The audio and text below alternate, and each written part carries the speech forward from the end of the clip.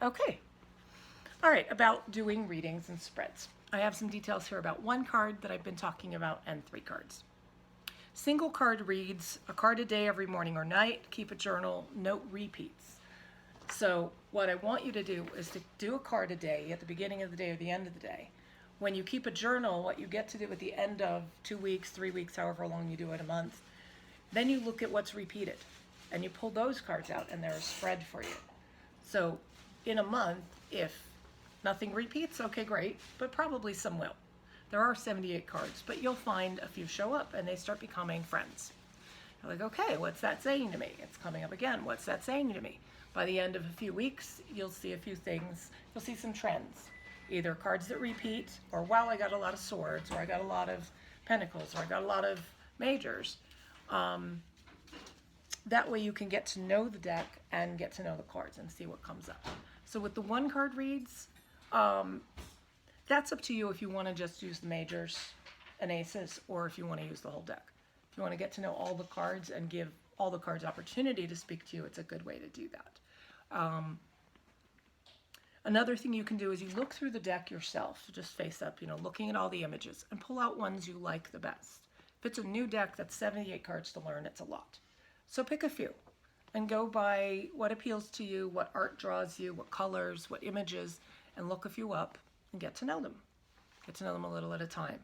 You don't have to just go by what chooses you. You can choose it and say, okay, now I want to look this card up because I like it.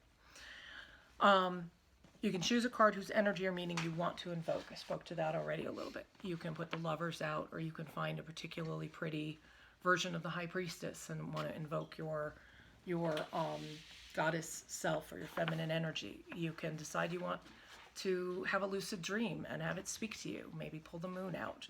These are things where if you have a desire of what you want, you then get to learn what card matches that. Like I just said, the moon for dreams. If you didn't know that, you'd be like, okay, well, let me look through the major arcana. Which one is more about vision and seeing and dreams?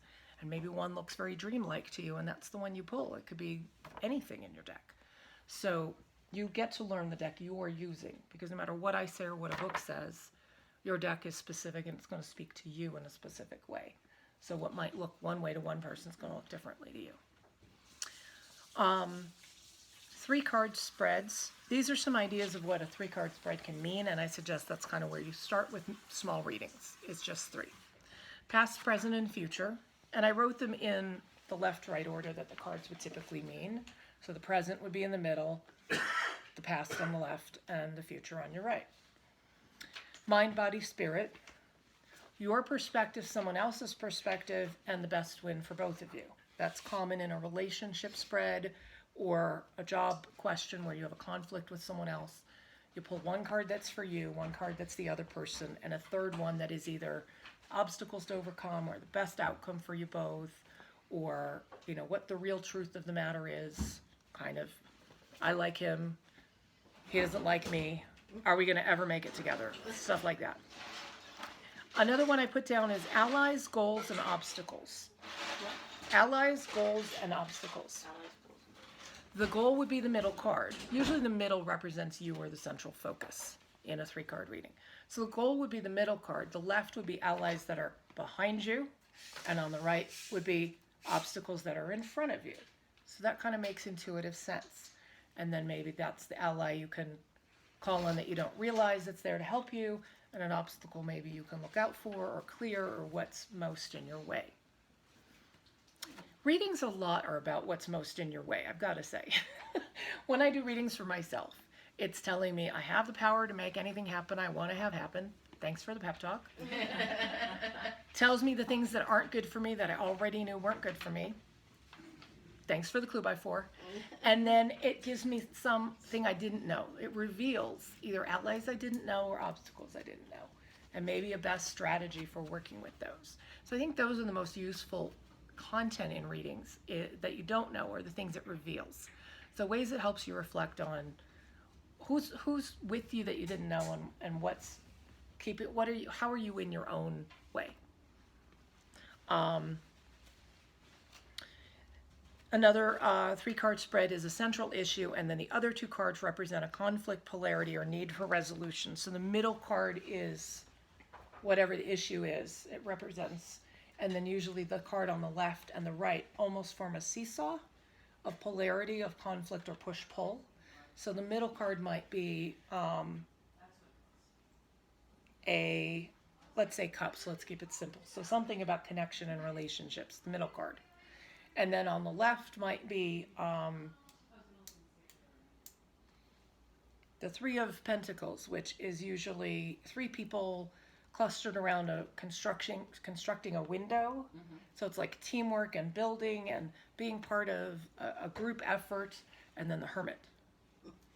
It's pretty clear there's a polarity there. You have a card with a group of, even if you don't know meanings, you have a card with a group of people and a card with a very solo person in the dark. You have a conflict of whether you want to connect in a relationship or not. Or you have a conflict of whether you want to compromise with someone else's needs and your own. Whether you want to be part of a team effort or you want all the credit for yourself. Whatever you are asking about, you know the issue. But that's how three cards might kind of speak to you. Where the center one says, should I stay or should I go? Do I want to be or not connected? And you have a card about community and a card about solo. And so it kind of sets up a seesaw. Then you could pull additional, I didn't write this down, but once you have those three, you might be like, okay, now what do I do? Then I'd put one more card in each of those three positions, being about a deeper layer within. So then the next three might speak to or modify what you already know. So the center card might tell me swords. It might show up, okay, you have to speak your needs more clearly. And then the left card, where it's a teamwork card, what if the next one is a pentacle? It would be like saying, yes, we really mean this, because the Three of Pentacles was there. So maybe another pentacle would sort of be like, yeah, I'm really saying that is true. You might want to go that way. The Hermit card, maybe the card on top of it would be, I don't know, I'm making this up as I'm going here, but I'm kind of trying to give you an illustration. If maybe there are cards that represent compromise or meeting in the middle. So maybe that one would show up on the Hermit card saying, well, maybe don't go it alone so much.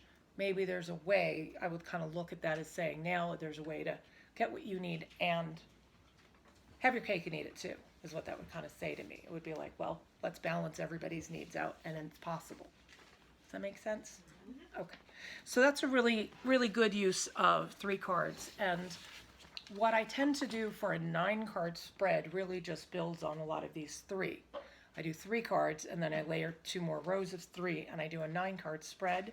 That pretty much is what I just said. It just takes the first 3 and goes a deeper layer in and a deeper layer in, sort of what each of those channels represent. So you can start with 3 and before you know it, you're ready to do a bigger reading than that. You can always pull more cards on any position you want to know more about it.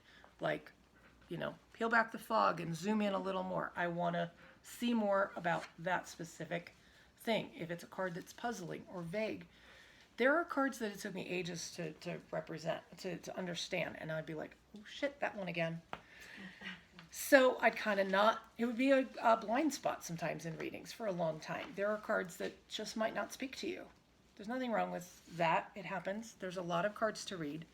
You can always pull more and say, tell me more. I need to know more. And yes-no cards. So yes-no readings. Yes-no readings typically need an odd number of cards. So 3, 5, 7, any number. You have to decide ahead of time, or you'll just pull more till you get the answer you want. And it also requires you to shuffle your cards right side up and upside down. So the way I know yes-no readings to be, you have them right side up and upside down, and therefore the right side ups are yeses, the upside downs are no. And if you use an odd number of cards, you're going to get 2 one way and 1 another if you're doing 3. That gives you a yes or no. It's helpful when doing readings for other people who give me yes-no questions. I can do that pretty quickly and then give them detail on what the cards mean. Doing yes-no readings are difficult because 50-50, it's hard to know whether you're right. It's like a horoscope. You can read whatever you want into it. You can get the answer you want. You can get a no and be like, oh no, but I was asking it the other way. Like, should we break up? You can get a yes and be like, oh, that's a yes, we should stay together. If you want that answer. So you have to be good with yourself. And we all do this in readings. We all pull out, well, let me pull one more card. Maybe no. Maybe it's really meaning something else. So sometimes we do readings and we have an answer we want to hear. And it's tricky. And it's sometimes good to confirm later. And I didn't touch on this earlier about asking questions, but like when to do a reading, you kind of get an itch or a yearning. Besides the doing it just to get used to it, the practice part, like drills when you have to practice scales on the piano, you're going to pull cards that are practice. But then you're going to have the yearning or the feeling that you want to turn to the cards for advice. And there's kind of a middle zone when it feels right. There's when it's too urgent. I want the cards to tell me that I'm really okay, I'm doing the right thing. And it's maybe not the best time to ask because you're so wanting a certain answer you want to hear. There's really serious stuff. Do I have cancer? Am I dying? Is my mother dying? Is this job a disaster? Should I quit? Like, we have big questions we ask the cards about. We all do. And it's tough to pick the right moment. So it's kind of a skill you grow. I can't really give you directions other than be self-observant. If you're nervous and sweating, it's probably the right time. If you're like, oh my God, I'm scared, it's probably the right time to ask. At least that's for me. The opposite is I can be extremely nonchalant and completely detached. That can be a good time too. Yeah. So we ask the cards heavy questions.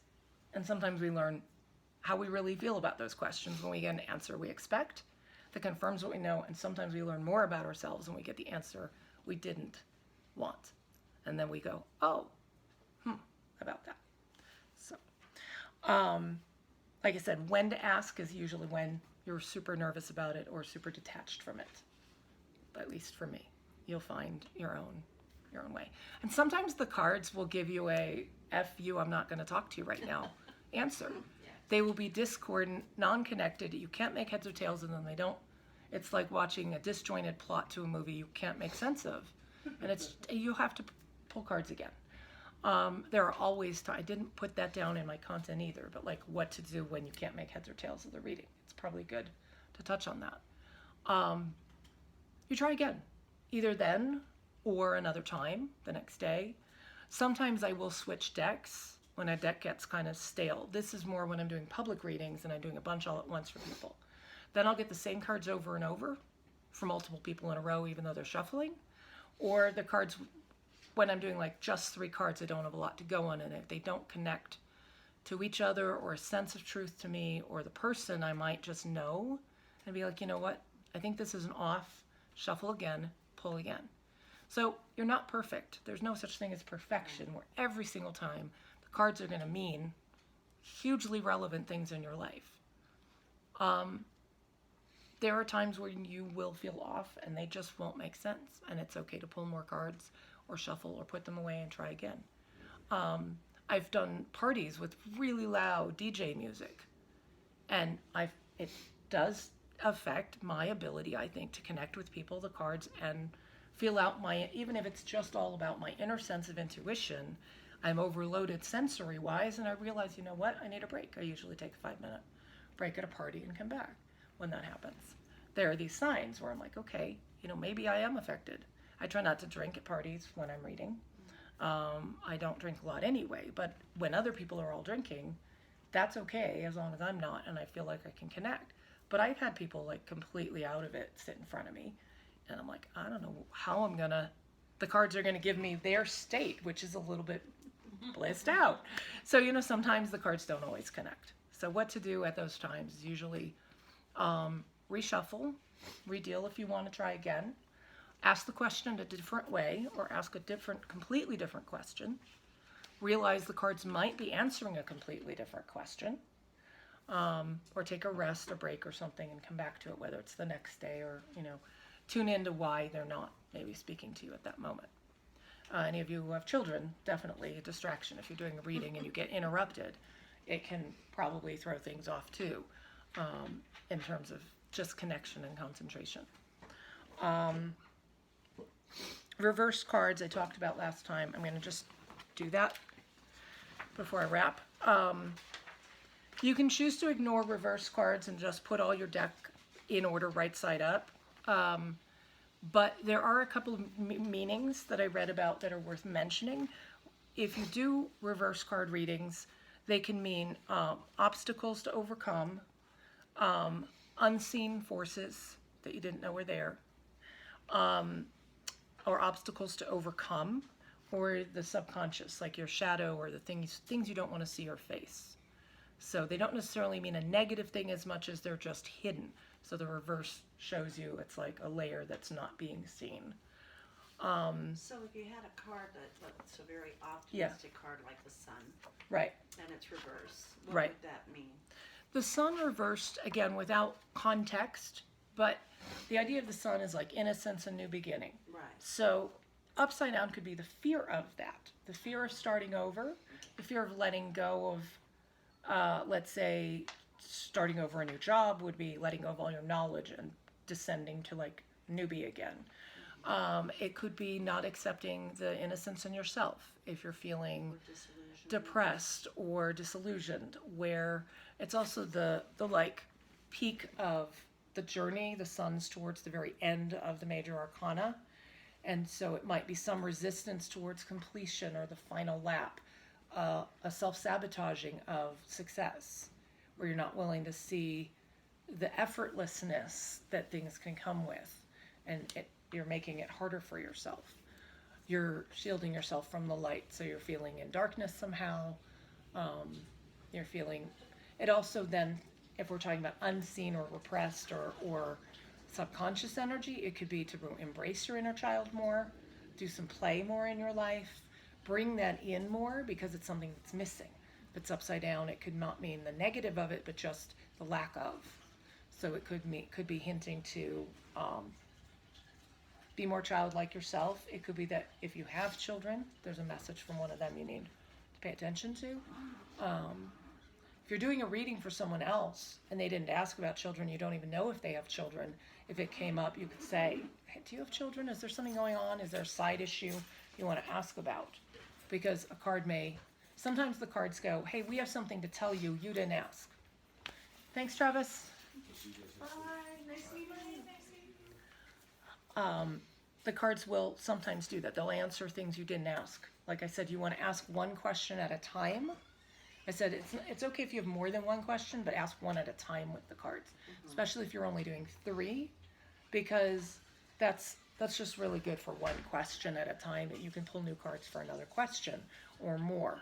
You can say, well, what about this, and add to it. But sort of, even when I do readings for other people, I ask them to shuffle and think of one thing first. Because once I kind of open the doorway of intuition, when I'm connected with them and the cards, then they can kind of add other things, and I can see where those show up in the cards too. Oh, that's what that one's about. That's what that one's about. Usually like with 9 or 10 cards.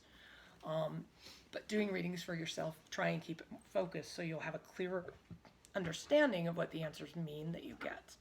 And like I said, sometimes they decide they have a mind of their own and they want to tell you something completely else. So you're asking about a job and it's like, hey, hello, that person really likes you and you're not paying any attention to it, or hey, what about this thing you're not looking at in your life? So sometimes the cards will really completely come from a different direction, and that's okay if you're open, again, to seeing what they say. That's where what Christy mentioned was really helpful, where if you keep a journal or keep track of your readings, even ones that you kind of don't quite understand what those cards meant at the time, you may later. So that's a really good use. You can be like, well, that's not about the question I asked, but let's not throw it out entirely either. Let's see if there was something there that dawns on me later on. Last couple topics on my outline before a little bit of open questions and discussion.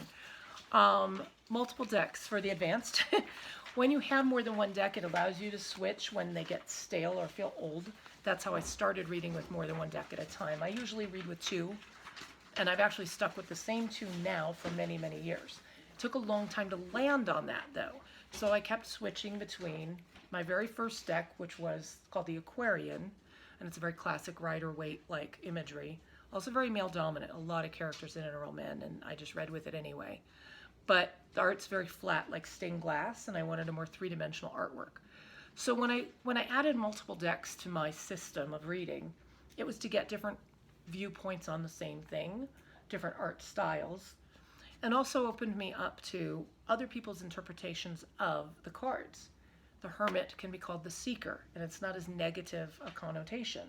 If you're the seeker of knowledge, the wise man who goes up in the mountains to be a reclusive Buddha is a different image than the hermit who's hiding, who's left alone, abandoned. Usually the hermit people think of as a bad thing, unless they've learned to embrace it about themselves, and they love it.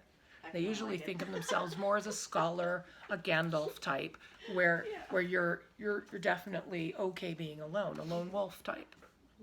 The high priestess is the two.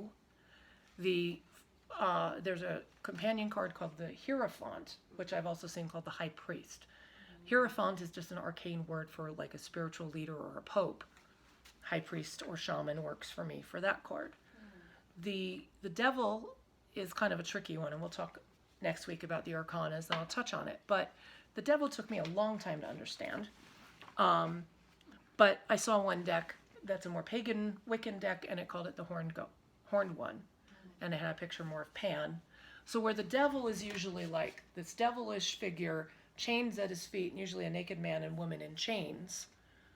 This one had the similar image, how they did the horned god, Pan, as, standing in the forest big, and a man and a woman, almost Adam and Eve-like, naked at his feet. So it still was that same idea with the people in it, but no chains. Much more the liberated forest, freedom of self and expression that we think of as the Pan, the trickster, the horned god, much different than the devil.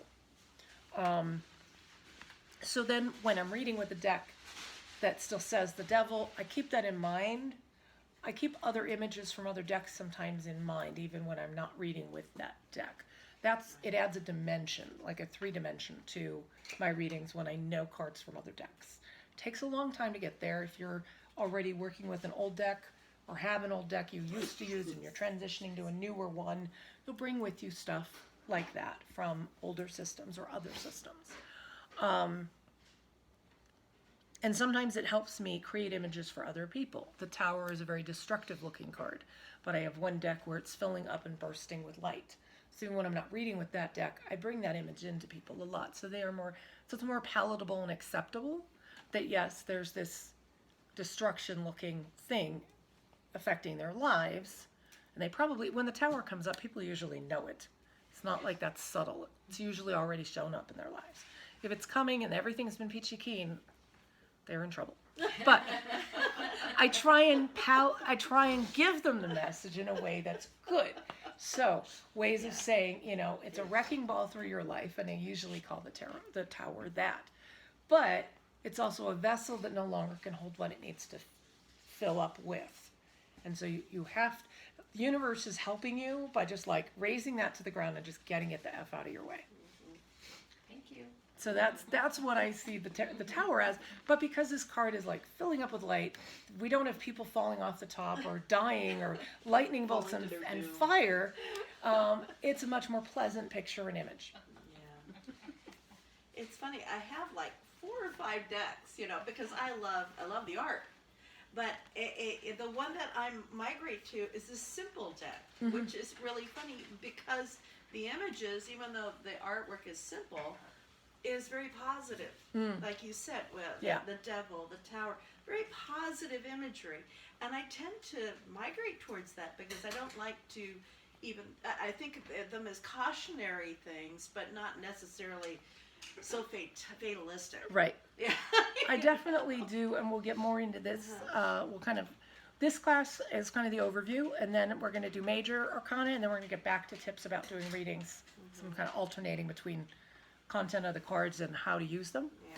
But in how to do readings, there's about how to weave the cards together, cohesively, of course, and also about forks in the road. A lot of times I feel like cards that come up that have negatives, because I didn't really put that in here either, about negative cards, how to handle them.